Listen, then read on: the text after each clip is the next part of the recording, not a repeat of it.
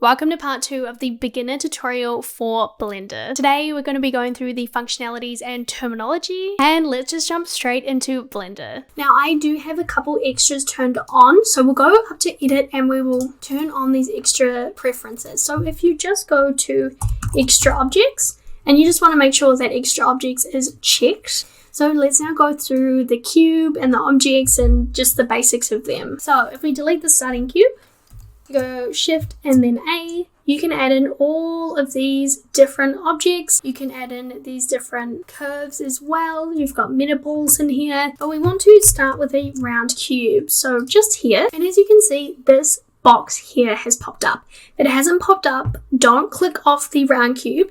You want to click down here where it says add round cube and it'll bring up this pop-up. Now I usually turn the radius to 1 because now it's very round for a round cube. And you can also change all these other settings in here, but this is what we're just going to do for now. So we're going to tab into edit mode. So click tab and then go to edit mode.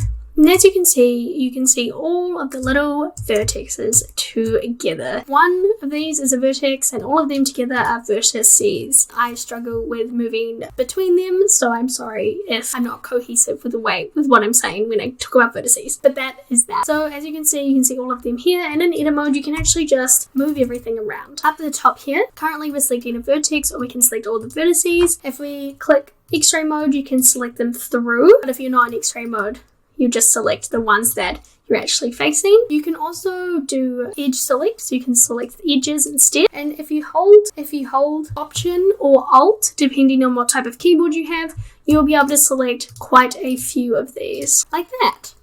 And you can also hold Shift at the same time. Then you also have face select like this, and then you just select their faces. So all of these are really important depending on what you're trying to do. But yeah, they just live up here. You can also click 1 for vertices, 2 for line, and then 3 for faces. So they're just the hotkeys there. Those ones are not in the numpad, they're just at the top of the keyboard. So if you accidentally click W, you will be selecting randomly. So you've got this one, which is like a face select. You've got this one, which is like rounded like this. You've got this one, which is just like individual, and then the last one is like where we were before. So if your mouse turns crazy, you've probably clicked W and just keep clicking W till you're back to normal. If you also want to see the modes, you can go up here.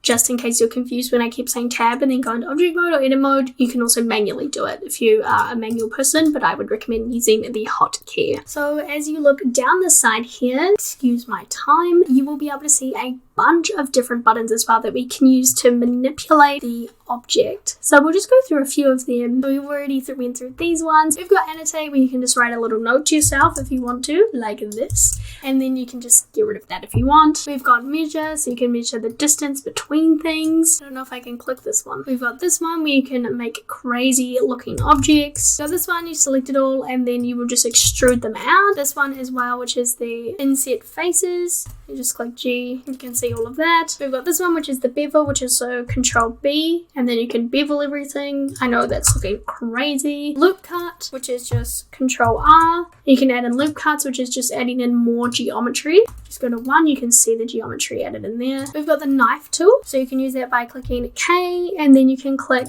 this. So you can click K, and then to enter it, you just go enter, and you've added in all of those extra vertices just there. We've got the poly build tool as well, and we have a few other tools at the bottom as well, but we will not be using any of those for a while. So yeah, that is the basics of what is going on in Blender. I hope it gives you a little bit more of an understanding of the software itself and how everything works, where everything is. It is incredibly overwhelming to start with. Remember, my first 30 days in Blender were very scary and I did cry a lot, but it does get easier, and I really encourage you to keep going because once it's good, it's just amazing. It's so good. So the biggest hurdle is getting through like where everything is to start with. But yeah, I hope you have enjoyed this. What we're going to do now is move on to part 2, and then we are going to start designing this beautiful house. So I will see you over there. I hope that gives you a better understanding of the functions and terminology in Blender. In the next part, we are going to be modeling a house, and you can just click the video here to get started.